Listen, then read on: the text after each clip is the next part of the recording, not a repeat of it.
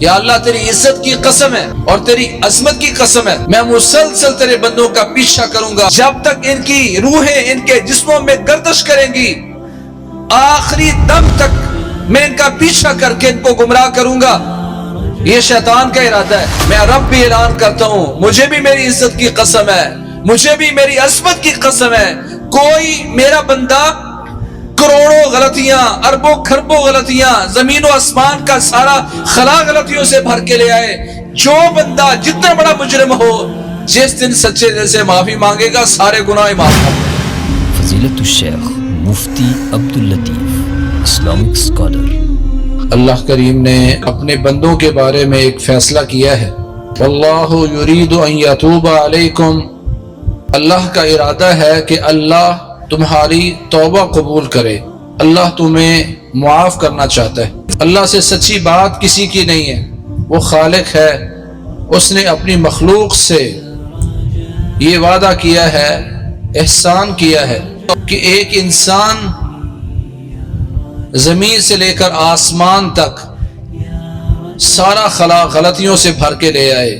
یا ابن آدم لو لقیتنی بقراب الارض خطایا ثم لا تشرک بی شیئا لغفرتک ولا ابالی، ویا ابن آدم لو ان ذنوبک بالغت عنان السماء ثم استغفرتنی غفرت لک ولا ابالی۔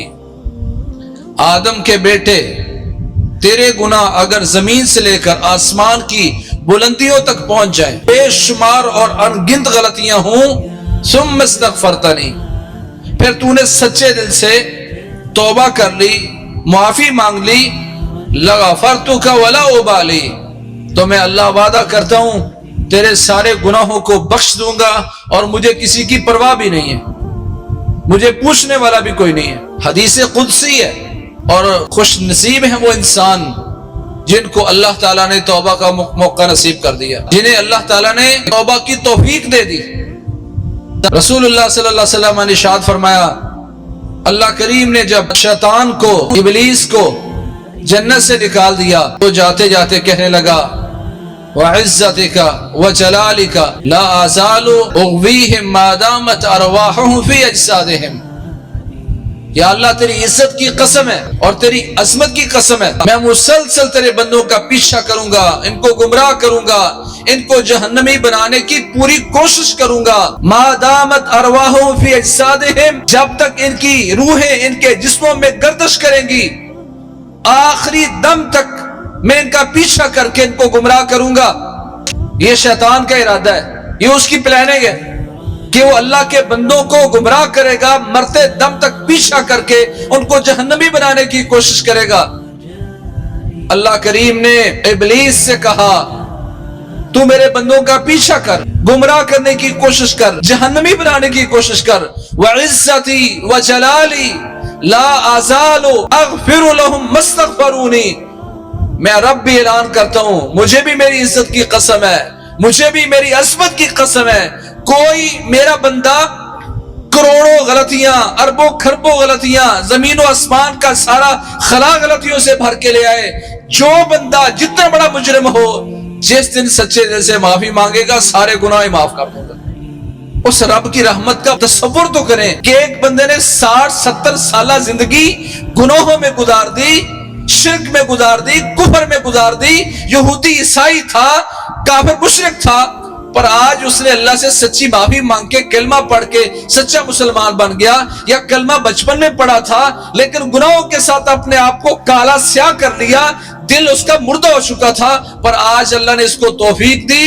اللہ کہتے الا من تاب وآمن وعمل عملا صالحا فاولئک یبدل اللہ سیئاتہم حسنات، جو بندہ سچے دل سے توبہ کر کے مومن بننے کا وعدہ کر لے، عمل اس کے نیک صالح بن جائیں، میں اللہ اس بندے پر اتنا راضی ہوتا ہوں کہ اس بندے کے گناہ صرف بخشتا ہی نہیں ہوں بلکہ سارے گناہوں کو نیکیوں میں تبدیل فرما دیتا ہوں۔ لیکن اس کے لیے شرط ہے، الا من تاب وآمن وعمل عملا صالحا، یہ نہیں کہ زبان سے استغفر اللہ کی تسبیح ہو اور نہ ایمان والی زندگی ہو اور نہ عمل صالح ہو، نہیں، اللہ نے شرط لگائی جو توبہ کر کے مومن بن جائے، اچھے عمل شروع کر دے اور اچھے عملوں پر رہے، اس کے گناہوں کو صرف معاف ہی نہیں کرتا بلکہ سارے گناہ نیکیوں میں تبدیل کر دیتا ہوں.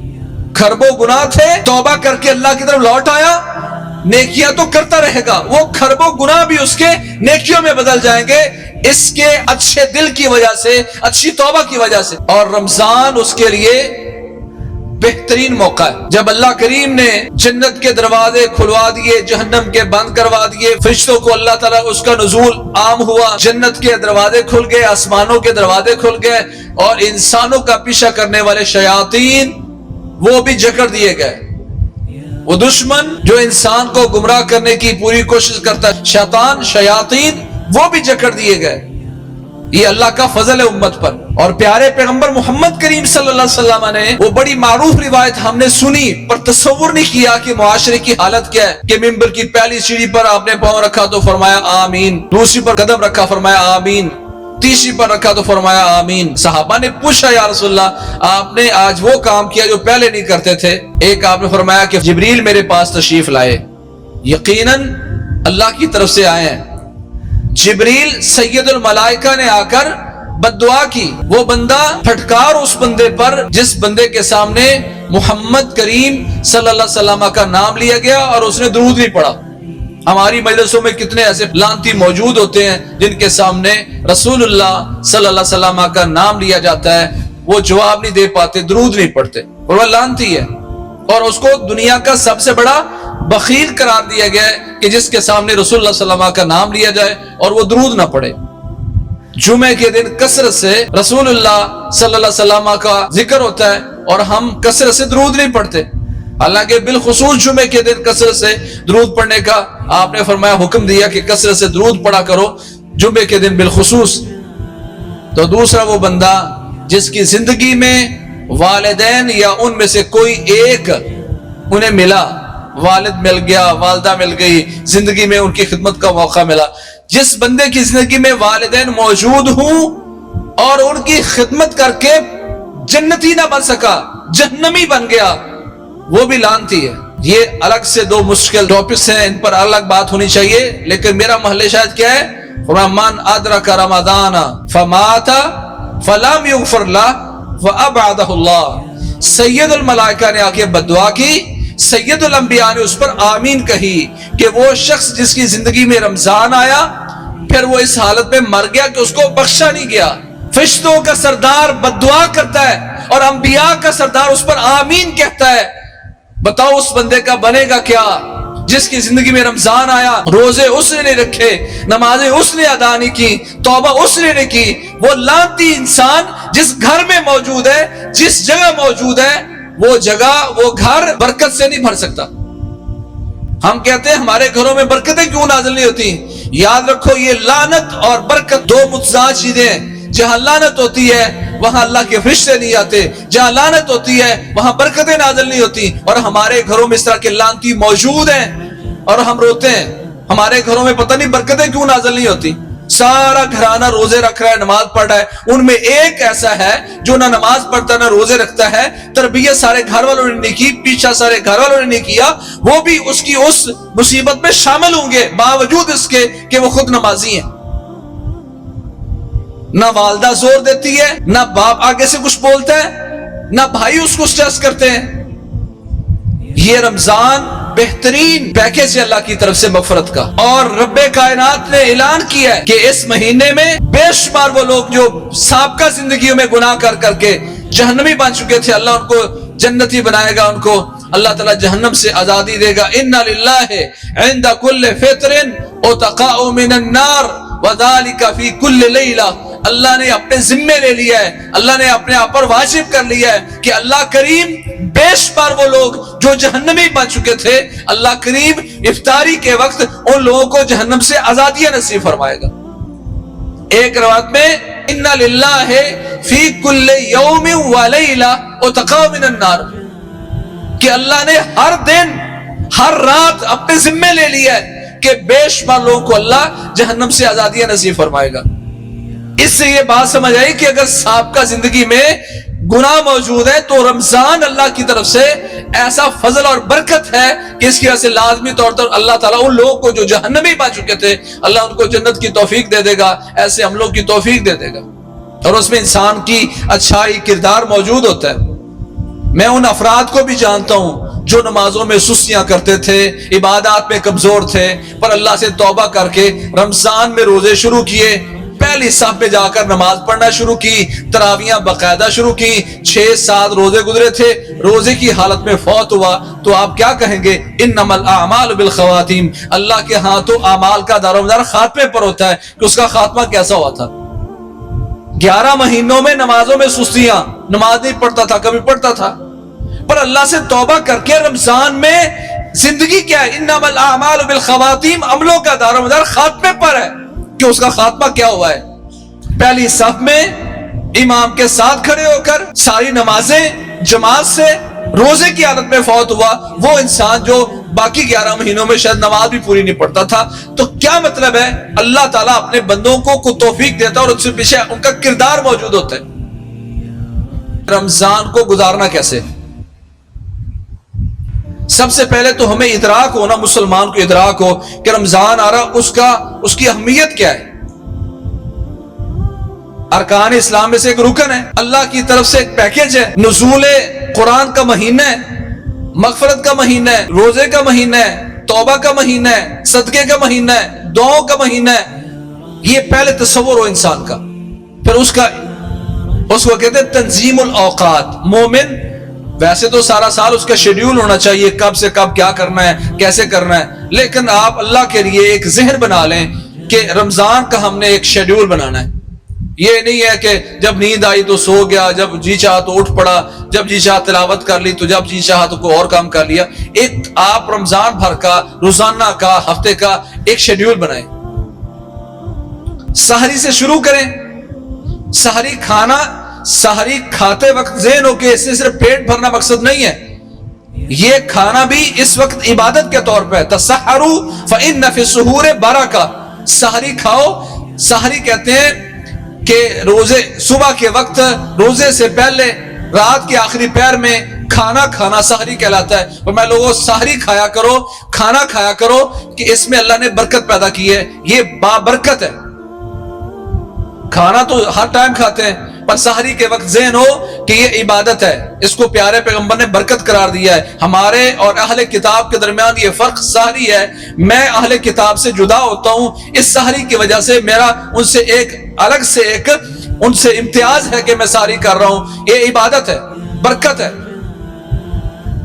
نماز فجر باجماعت ادا کریں۔ ہمارے کتنے صائم وہ ہوتے ہیں جو اذان تو ہوتی ہے، نیند بڑی ہے، رات بیدار تھا، غلبہ ہے، تو اذان کے بعد گھر میں نماز پڑھی اور سو گیا۔ رسول اللہ صلی اللہ علیہ وسلم فرمایا من سمع النداء فلم یجبہ فلا صلاۃ لہ الا من عذر، جس بندے نے اذان سنی اور پھر بغیر کسی شرعی عذر کے جماعت کے ساتھ نماز پڑھنے نہ آیا، فلا صلاۃ لہ، اس کی نماز ہی نہیں ہے۔ فلا صلاۃ لہ الا من عذر، ہاں اس کے پاس شرعی عذر ہے تو پھر اللہ کی طرف سے نماز قبول ہوگی، وگرنہ نماز قبول نہیں، اس کا فریضہ ادا ہوا ہے، وہ کافر نہیں بنا کہ نماز چھوڑ کے، فرض تو ادا ہو گیا مگر ثواب نہیں ہے۔ جس طرح آپ نے فرمایا جس بندے نے شراب پی 40 دنوں تک اس کی نماز قبول نہیں ہوتی، اس کا مطلب یہ نہیں ہے کہ وہ 40 دن نماز نہ پڑھے، 40 دن نماز نہیں پڑھے گا، ساتھ کفر کا بھی ارتکاب کرے گا، نماز پڑھتا رہے گا تو کفر سے بچے گا، اس کے اس عمل کی وجہ سے توبہ اگر اس نے نہیں کی، شراب سے توبہ نہیں کی، تو پھر یہ 40 دن کی نماز بھی گئی۔ نماز با جماعت کا اہتمام کرنا چاہیے، پھر روزانہ معمول بنائیں، بہت ہی اچھی بات ہے، پھر اللہ کی قسم برکت دیکھیں، پھر آپ اس کی خوشی اور لطف دیکھیں گے کہ نماز فجر ادا کرنے کے بعد اسی مسجد میں یا جہاں نماز پڑھی وہیں بیٹھے بیٹھے اذکار کریں۔ اذکار میں کچھ کی توجہ پہلے بھی دلا چکا، اب دہرا رہا ہوں کہ اس کو آپ اپنا عمل بنا لیں۔ نماز کے بعد آپ نے فرضی نماز کے بعد اذکار کے بعد اذکار شروع کی ہے، تو اس میں آپ نے صبح کی نماز کے بعد رضیت باللہ ربا وبالاسلام دینا وبمحمد النبیہ، کاغذ سے دیکھ کر، کارڈ سے دیکھ کر، کسی ساتھی کی زبان سے سیکھ کر اس کو پڑھنا شروع کریں۔ یہ ایک ایسا عظیم عمل ہے.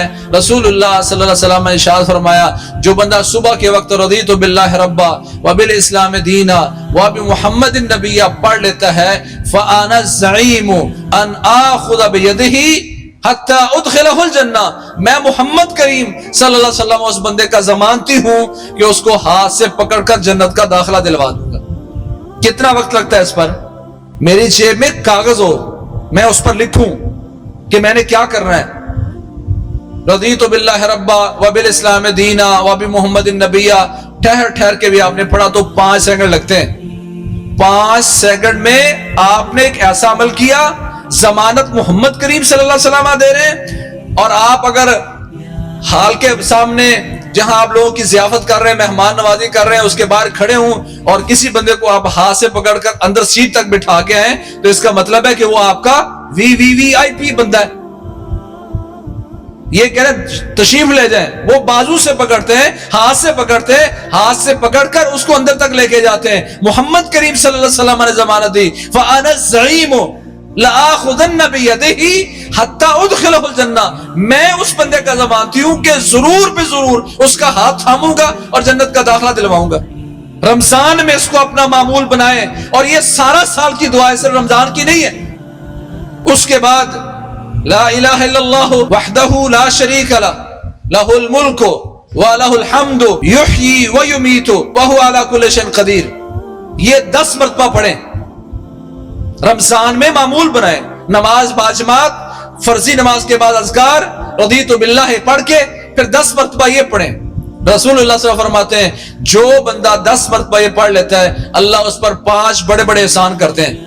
معمول بنائیں. رمضان میں اللہ کریم کے ساتھ ایسا لگاؤ کریں کہ پھر سارا سال ہی آپ کا عمل جاری رہے. 5 احسان کیا کرتے ہیں؟ پہلا احسان یہ ہے بعث اللہ لہ مصلحۃ یحفظونہ من الشیطان حتی یمسی، صبح کو اس نے 10 مرتبہ صبح کی نماز کے بعد یہ کلمات کہے، اللہ کریم شام تک اس بندے پر مسلح فرشتے متعین کر دیتے ہیں یحفظونہ من الشیطان، جو شیطان سے اس کی حفاظت کرتے ہیں. ہم سارا سال روتے رہتے ہیں، بچے بہت ڈرتے ہیں، گھر میں لڑائی بڑی ہوتی ہے، معمولی بات پر مجھے غصہ آتا ہے، مجھے سمجھ نہیں آتی میں کیا کر رہا ہوں. اگر کوئی بندہ صبح یہ پڑھتا ہے تو اللہ کریم اس پر فرشتے متعین کرتے ہیں، مصلحتاً عام نہیں، مسلح، جو شیطان کی سازشوں سے، شیطان کے حملوں سے اس بندے کو محفوظ کرتے ہیں. شام تک یہ عمل رہتا ہے، اور شام مغرب کی نماز کے بعد پڑھ لے تو صبح تک اللہ کریم اس پر یہ احسان کرتا ہے کہ اللہ اس پر مسلح فرشتے متعین کر دیتے ہیں. دوسرا عمل کیا ہے؟ وَكَتَبَ اللَّهُ لَهُ عَشْرَ حَسَنَاتٍ مُوجِبَاتٍ، اللہ کریم اس پر 10 ایسی نیکیاں لکھوا دیتا ہے اس کے لیے، موجبات، جو اس بندے کے لیے اللہ کی رحمت کو یا اللہ کی جنت کو واجب کرنے والے. وَمَحَا عَنْهُ عَشْرَ سَيِّئَاتٍ مُوبِقَاتٍ، اور اللہ کریم اس سے وہ 10 بڑی غلطیاں مٹا دیتا ہے جو تباہ کرنے والی تھی، برباد کرنے والی تھی اس کو، اللہ کریم وہ 10 غلطیاں بھی اس سے مٹا دیتا ہے. چوتھا عمل کیا ہے کہ اللہ کریم اس کو 10 غلاموں کے آزاد کرنے کا ثواب دیتا ہے، 10 غلاموں کا. اور 5واں احسان یہ کرتا ہے قیامت کے دن جب مقابلہ بازی ہو رہی تو کوئی بندہ اس کا مقابلہ نہیں کر پائے گا الا کہ جس بندے نے یہ کلمات پڑھے جو اس نے پڑھے تھے، وہ تو اس کا مقابلہ کرے گا، کوئی اور اس کا مقابلہ نہیں کر سکے گا، یہ سب سے آگے ہوگا. اس پر کتنا وقت لگتا ہے؟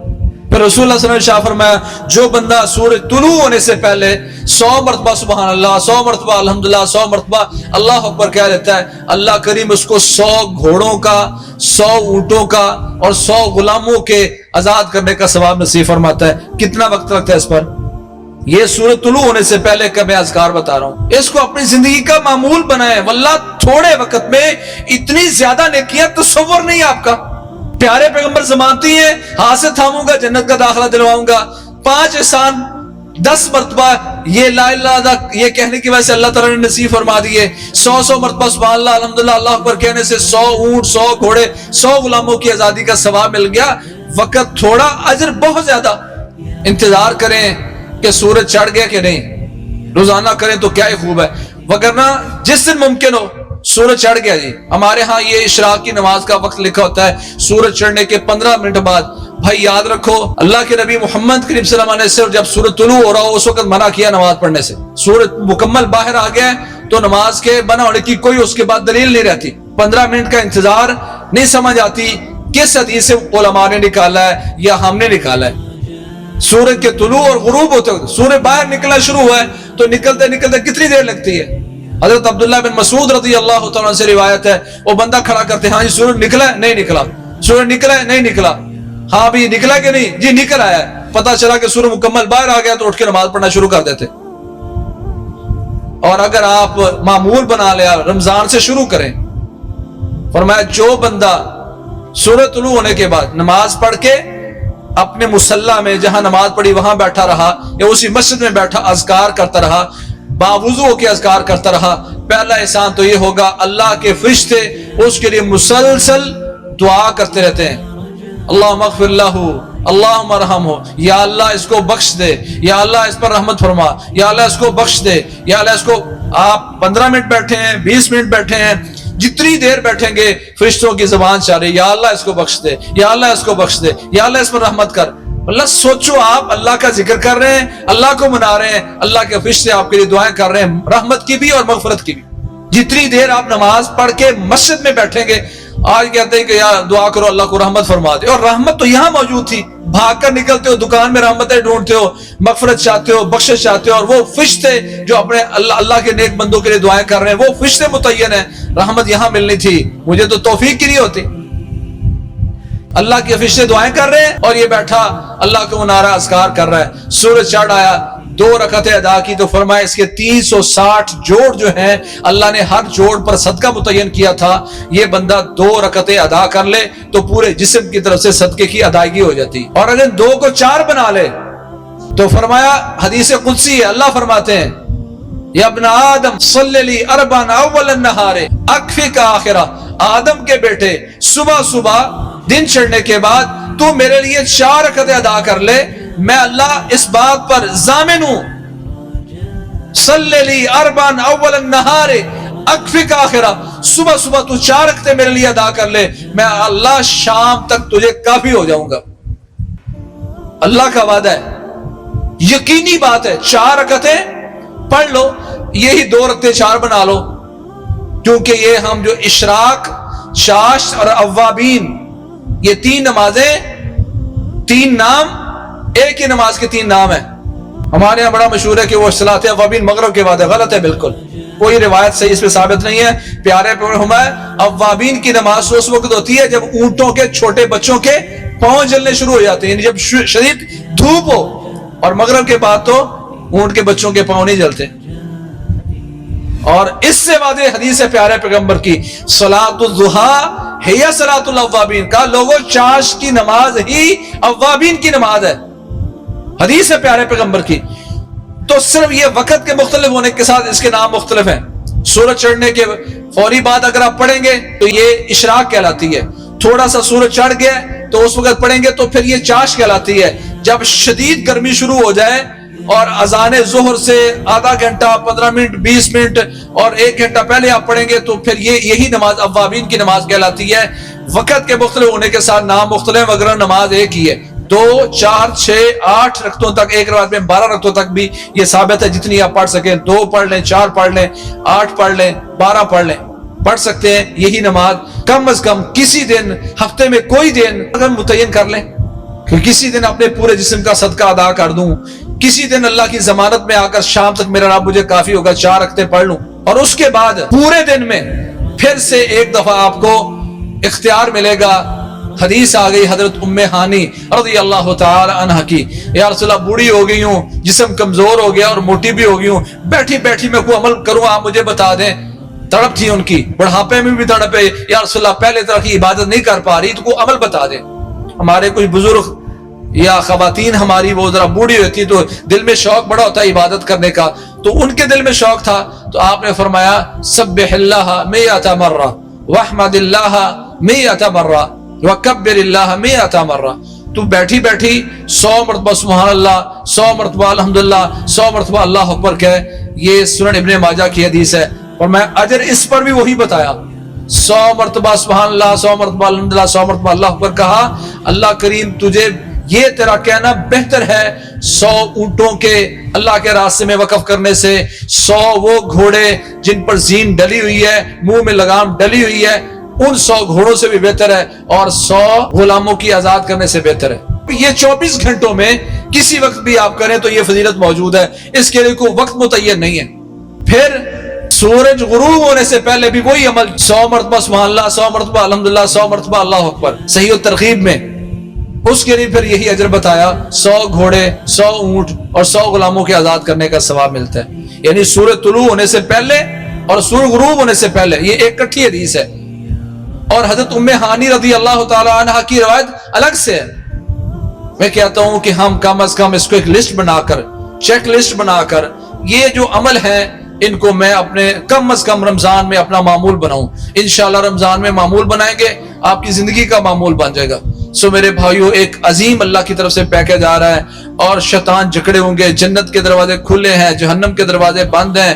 اللہ نے اپنے ذمہ لے لیا کہ وہ لوگ جو گناہ کر کے تھک چکے ہیں ان کو جہنم سے آزادیاں دینی ہیں۔ تو میں سمجھتا ہوں کہ ابھی سے ہمیں اپنا ایک شیڈیول بنا لینا چاہیے، کس وقت کیا کرنا ہے۔ جو پڑھی لکھی قوم ہے وہ اپنی ڈائریاں بناتی ہیں، میں کہتا ہوں رمضان میں کم از کم کر کے دیکھیں۔ میں چاہتا ہوں یہ آپ آج ہی سے یہ جو چیزیں سنی آپ نے وہ عمل شروع کر دیں۔ مغرب کے بعد کچھ اعمال ہیں، پھر کوئی فجر کے بعد ہے، رمضان سے پہلے کچھ عادی بنائیں، رمضان میں انشاءاللہ پریکٹس ہو جائے گی، ساری عمر کا معمول بن جائے گا، اور یہ اللہ کی طرف سے بخشش کا بہترین ذریعہ ہے، انبار لگ جائیں گے نیکیوں کے۔